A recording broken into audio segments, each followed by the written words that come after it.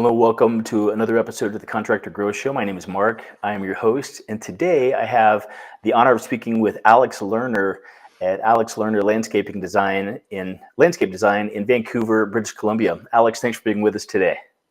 Yes, thank you for inviting me, Mark. I'm excited to be here. Fantastic. So, I'm taking a look at your site. You guys do absolutely stunning work, and I'll say just kind of in a nutshell.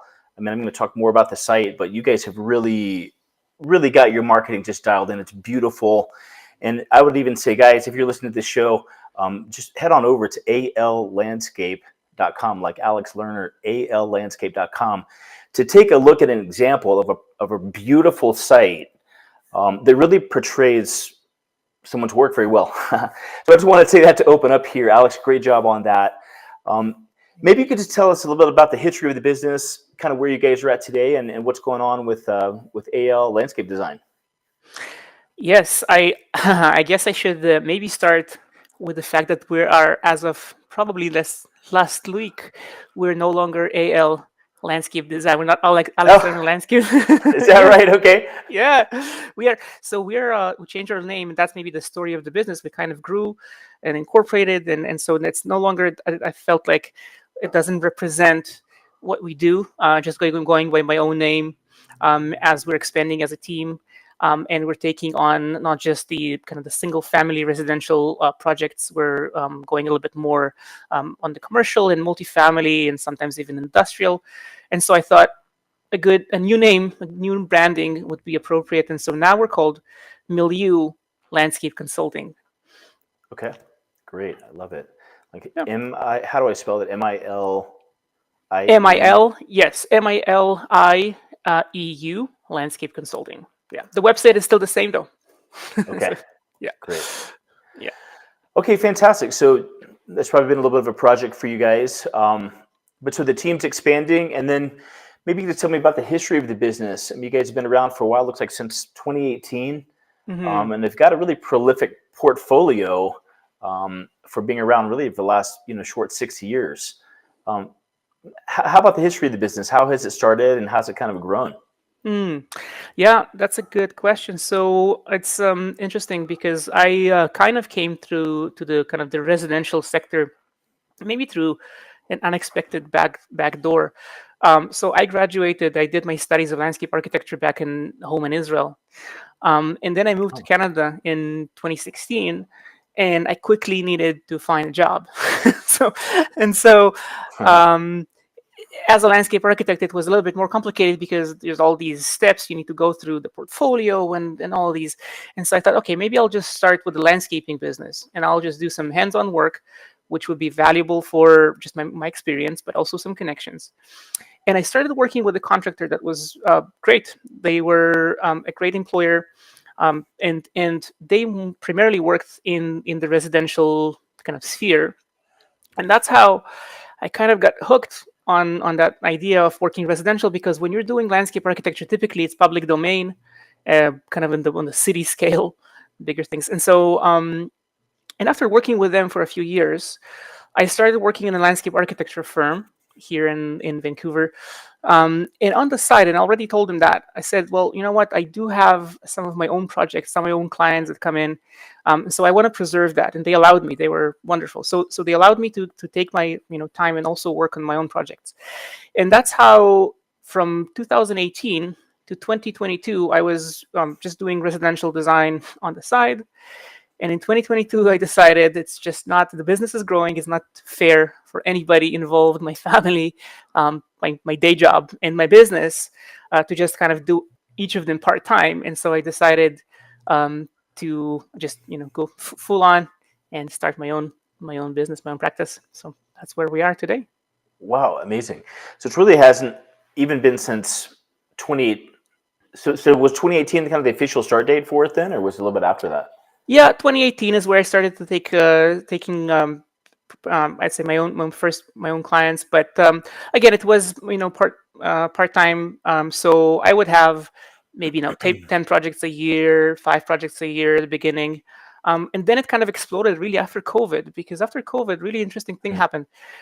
People were sitting at home, and at first, everybody in the industry was quite worried because people thought, oh, there's there's uncertainty, economic uncertainty. People didn't know what to do, but an interesting thing happened in our industry because people stayed at home and they didn't go on their Euro trips, so there was this dispensable income. So people invested in projects, and they thought, oh, well, the home now is becoming this kind of multifunctional machine of providing me with all the needs that I used to kind of outsource going on vacations and everything. So now I want to meet all these needs in my backyard.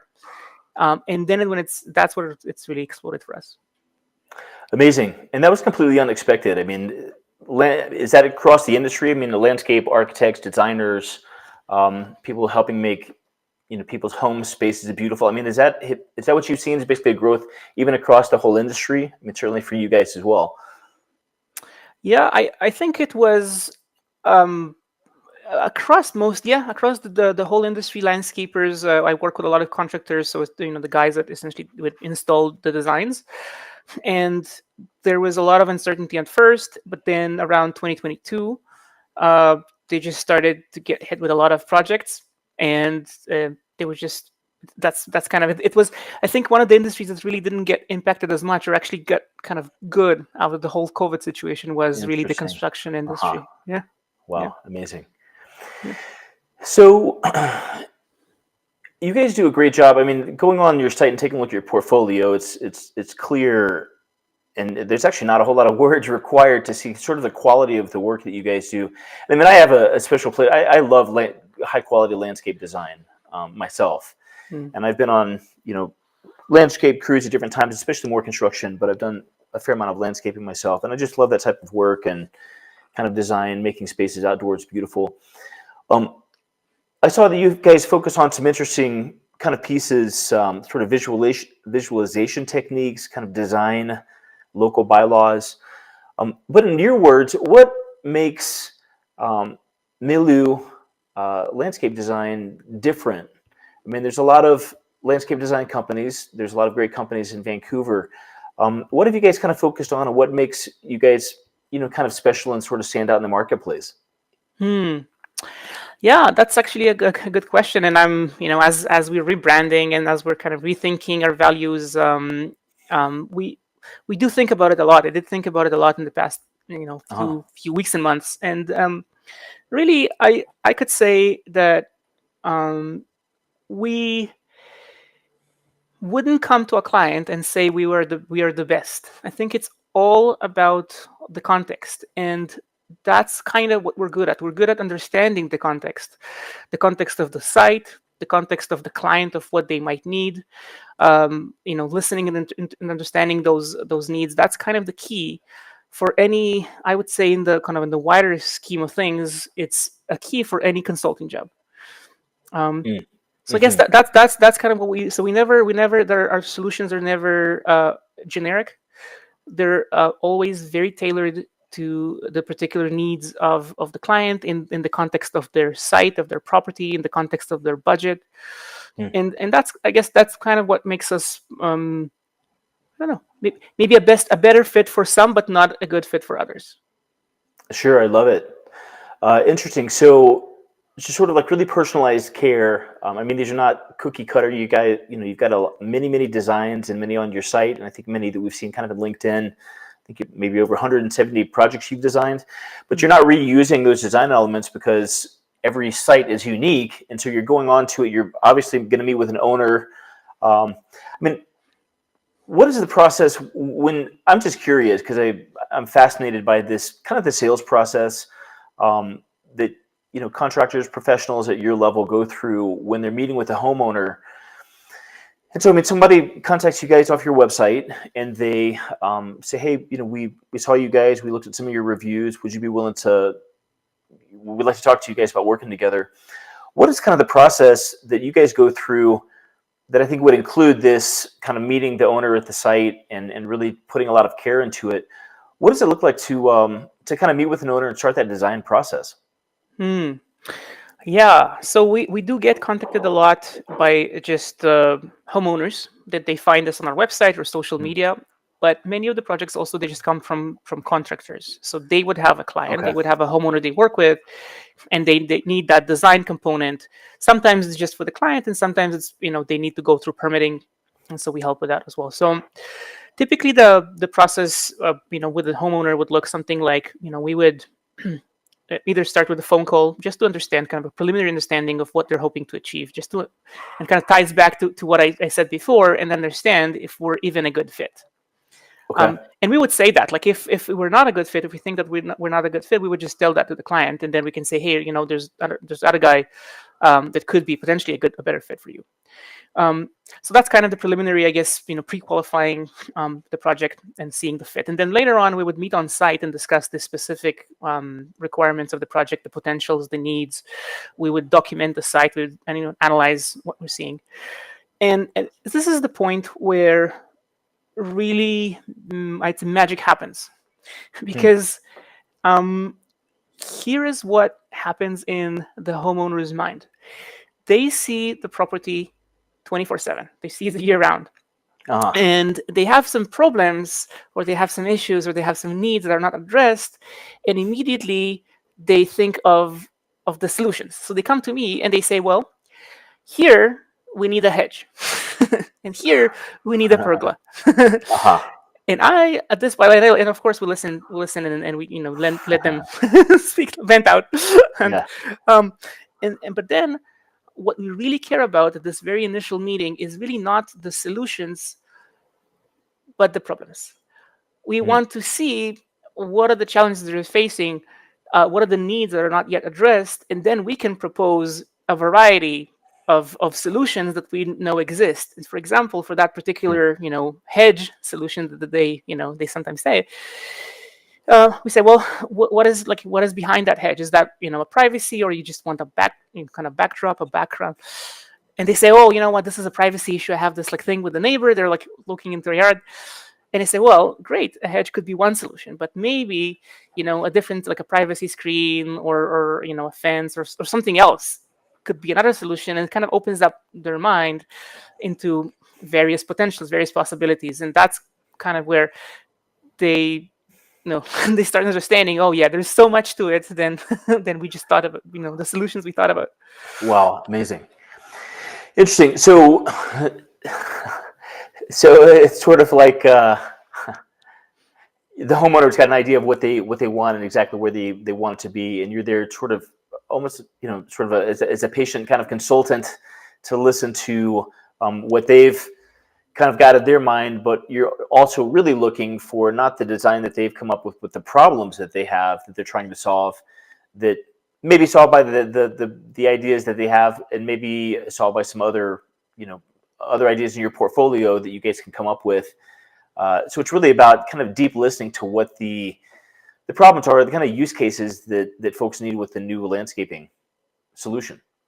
Yeah, exactly. That's right. It's all about understanding the underlying message. So it's never what is said on the surface. It's always kind of being able to dig a little bit deeper. And here's, I think, maybe a key component of being a designer, is that when you work with clients, you kind of want to get a bit intimate with them in terms of getting them to open up and speak about their real needs versus the levels, the surface level. Yeah. I see. And you sometimes need to get, the more they're able to share and willing to share, the less generic the design will be, because we will be then tailoring it to their very particular specific needs. Got it. I see. Interesting. So the sort of deeper you can go into that conversation, the better solution you can come up with for them ultimately. Exactly. Exactly. Yeah. Love it. Love it.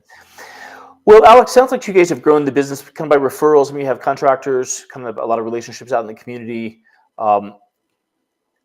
What are some other ways that you guys grow the business? I mean, is it all by referrals? Do you guys do any kind of marketing, radio, kind of advertising online, any of that kind of stuff? So you know what? I did something right at the beginning of my whole journey in business, and so far I'm still reaping the benefits of it. So what I did back then, when I was still employed in my day job, and I was kind of trying to get some traction with contractors going and maybe homeowners, I just took the phone book of specifically of kind of the Contractors Association here in Vancouver and the home builders, Hmm. and landscapers as well. So just two separate kind of uh, you know uh, websites with all their information. And so I I just see. started calling them one by one. Uh-huh. And you know what? It was a numbers game. So I called maybe 200, 300 companies around. Uh-huh. And eventually, if obviously a very small percentage of them, turned into business collaborators. But those who did, they actually turned into strong partnerships. And Wow. then they later on recommended us to others, and that's how it slowly grew. So at the very beginning, I invested pretty much zero in any type of marketing, and it was all through essentially knocking on doors. So that was Wow. my strategy. Yes. That is amazing. What an amazing just sort of business launch story. Yes. Yeah, and That is apparently it awesome. works. Yeah. That is awesome. Alex basically cold call his way into success. It worked for me, and I realized that it's not a skill set, or it's not something, an approach that every business owner can apply. I know some people are more comfortable with cold calling, and some people are not. Uh-huh. And everybody needs to find the strategy that they're comfortable with. But at the very beginning, as you're a business owner, I would say try different things. Try different Huh. things. There Okay. might be some things that you're not yet very comfortable with, but as you try and do it more, you can get a bit more comfortable. But you also need to monitor and engage. What is the strategy that is working best for you, for your particular personality, for your particular industry, for your particular business. And that cold calling was real helpful for me. But again, I don't know, what would have happened with somebody else today. We Uh-huh. do invest a little bit in marketing. We kind of do a little bit of social media posting, and I give some talks in the local university, so that kind of also opens up some connections. I see. But yeah, I love it. that's Great. yeah. Do you guys have any growth targets here for the next sort of 12, 24 months? I mean, are you guys kind of in growth mode, or are you guys sort of in a really nice stable place where you're at now? Hmm.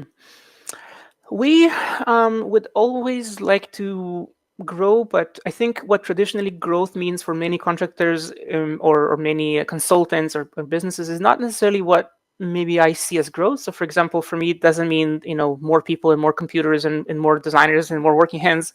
Uh-huh. It's just sometimes solidifying and enhancing the base that we already have. I see. So that could look like something like offering. So for today, for example, the AI revolution has started, Uh-huh. Yeah, yeah. and in our industry, it's crucial because you need to be able to make design more approachable and affordable, Hmm. and to homeowners, because right now, for the most part, it's a bit of a kind of like a luxury project, not product. Not everybody is going to invest in that, um, if they're a bit of in a survival mode and they don't have the funds. Uh-huh. But AI, what it does, it is able to reduce to maybe 10% of the time it used to take us. And again, not all the tasks, but some tasks.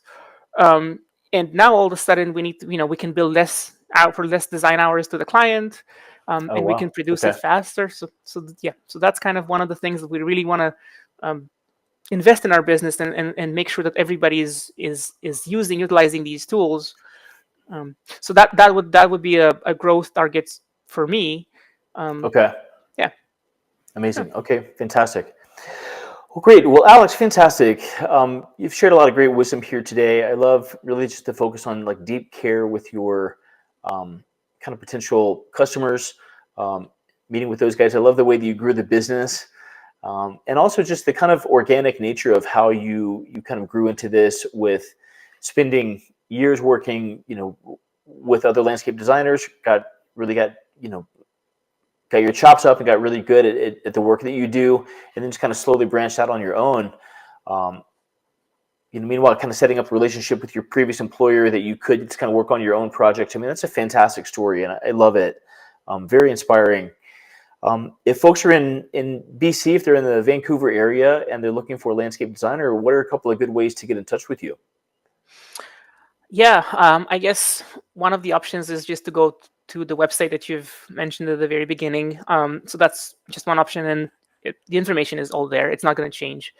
And then social media. So right now on Instagram and Facebook, we're called Milieu Landscape Consulting.